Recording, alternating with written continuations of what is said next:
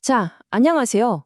월스트리트에서 아마 가장 많이 던지는 질문이 뭘까요? 바로 시장을 이기는 게 과연 가능할까 하는 거죠. 오늘 이 질문에 대한 답을 찾아가다 보면 어느새 여러분도 헤지펀드처럼 생각하는 법을 살짝 엿보게 되실 겁니다. 정말 모든 투자는 이 질문 하나에서 시작한다고 해도 과언이 아니에요. 수십 년 동안 정말 똑똑하다는 투자자들, 경제학자들이 이 주제 하나 가지고 엄청나게 싸워왔거든요. 다시 한번 물어볼게요. 정말로 시장을 이기는 게 가능할까요?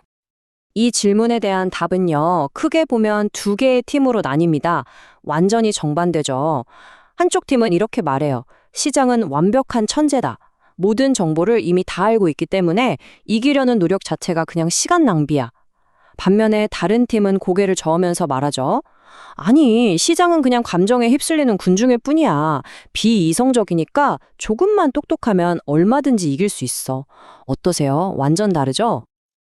자, 그런데 말이죠. 이 완벽한 시장 이론이랑 멍청한 시장 이론, 둘 다 듣다 보면 뭔가 좀 이상한 점이 있어요.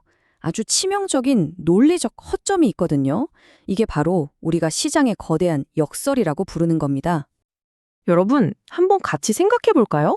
만약에 시장이 진짜 완벽하게 효율적이라면 도대체 누가 돈과 시간을 들여서 기업 분석을 하겠어요? 아무도 노력 안 하는데 시장이 어떻게 완벽해지죠? 말이 안 되잖아요. 그럼 반대로 시장이 그렇게 허술하고 비효율적이라면 왜 그 똑똑하다는 펀드 매니저들 대부분이 시장 평균 수익률도 못 따라가는 걸까요? 이것도 이상하죠? 바로 이 풀리지 않는 모순이 역설의 핵심입니다. 다행히도 이 골치 아픈 역설을 아주 멋지게 풀어주는 해답이 있습니다. 그리고 이게 바로 오늘 이야기의 진짜 주인공, 핵심 아이디어라고 할 수 있겠네요. 정답은 뭐랄까, 양극단의 딱 중간, 그 어딘가에 있습니다. 바로 효율적으로 비효율적인 시장이라는 개념인데요. 이게 무슨 말이냐면 시장은 수많은 똑똑한 사람들이 서로 이기려고 경쟁하는 아주 치열한 전쟁터 같은 거예요. 그래서 결과적으로는 거의 완벽하게 효율적이죠. 하지만 그 경쟁에 참여한 선수들, 즉 투자자들이 쓴 비용과 노력, 그리고 감수한 위험을 보상해 줄 만큼은 아주 약간의 비효율적인 틈이 남아 있다는 겁니다. 이 개념을 처음 제시한 라세 헤제 페데르센 교수는 이걸 딱 한 문장으로 정리했어요. 시장은 비용과 위험을 보상받을 정도로만 비효율적으로 남아있다. 어떠세요? 정말 이 한 문장이 모든 걸 설명해 주는 것 같지 않나요? 자, 그렇다면 질문이 생기죠.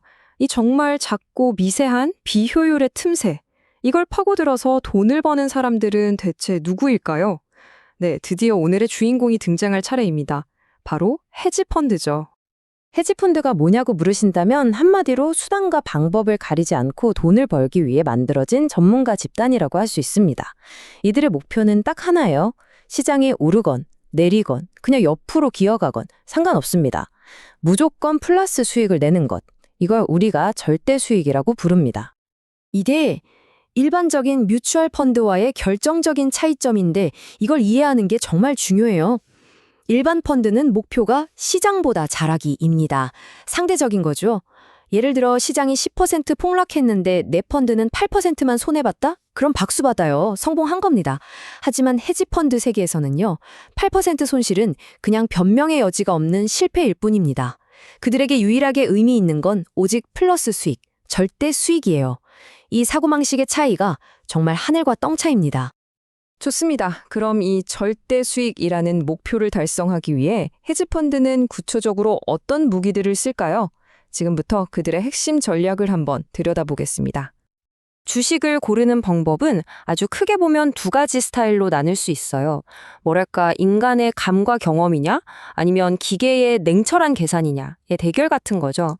전자를 우리가 재량적 투자라고 부르고요. 후자를 계량적 투자, 다른 말로는 퀀트 투자라고 합니다. 이 둘은 정말 스타일이 달라요. 재량적 투자는 마치 명탐정처럼 소수의 기업을 깊게 파고듭니다. CEO가 어떤 사람인지, 회사의 분위기는 어떤지 같은 숫자로 나타나지 않는 소프트 데이터를 중요하게 생각하죠. 하지만 단점은 분석하는 사람의 편견에 휘둘리기 쉽다는 거죠. 반면에 계량적 투자는 어떨까요? 이쪽은 수천 개의 기업을 대상으로 재무제표 같은 딱딱한 하드 데이터만 봅니다. 그리고 정해진 규칙에 따라 기계적으로 투자해서 인간의 감정을 철저히 배제하죠. 물론 갑작스러운 위기처럼 모델이 예측하지 못한 상황에는 취약할 수 있고요. 그리고 헤지펀드가 가진 어쩌면 가장 강력하고 논란이 많은 무기가 하나 있습니다. 바로 주가가 오르는 게 아니라 내리는 쪽에 베팅해서 돈을 버는 능력이에요. 이걸 우리가 공매도, 영어로는 숏셀링이라고 부르죠. 원리는 생각보다 간단해요. 자, 따라와 보세요. 1단계, 일단 주식을 가지고 있는 사람한테서 주식을 빌립니다. 2단계, 빌린 주식을 바로 시장에다 팔아버려요. 3단계, 이제 기다리는 겁니다. 주가가 떨어지기를요. 그리고 주가가 충분히 떨어지면 4단계, 더 싸진 가격으로 시장에서 그 주식을 다시 사들입니다. 마지막 5단계, 처음에 빌렸던 주식을 원래 주인에게 돌려주고 중간에 남은 가격 차이 있죠? 그게 바로 수익이 되는 겁니다. 이렇게 전략은 정말 다양하지만 신기하게도 성공하는 투자자들을 보면 공통점이 있어요. 그건 바로 리스크, 즉 위험을 다루는 자기만의 철저한 원칙이 있다는 겁니다. 과연 어떤 원칙들일까요? 여기 보이는 원칙들의 핵심은 딱 하나입니다. 바로 감정을 버리고 확률로 생각하라는 거죠. 예를 들어 단순히 여러 종목의 돈을 나누는 게 아니라 진짜 리스크 관점에서 분산 투자를 하고 또 내가 얼마나 확신하는지에 따라 베팅 규모를 조절하는 겁니다. 그리고 아마 가장 중요한 원칙일 텐데요. 자신의 포지션과 결혼하지 말라는 말이 있어요.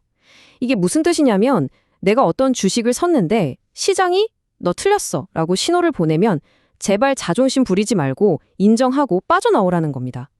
이게 생각보다 정말 어렵거든요. 자, 오늘 우리는 시장의 아주 작은 틈을 파고들어 수익을 내는 전문가들의 세계를 살짝 엿봤습니다. 보셨다시피 그들은 자신만의 철저한 원칙을 가지고 이 전쟁터에서 싸우고 있죠. 그럼 이제 마지막으로 질문을 여러분께 돌려드리고 싶습니다.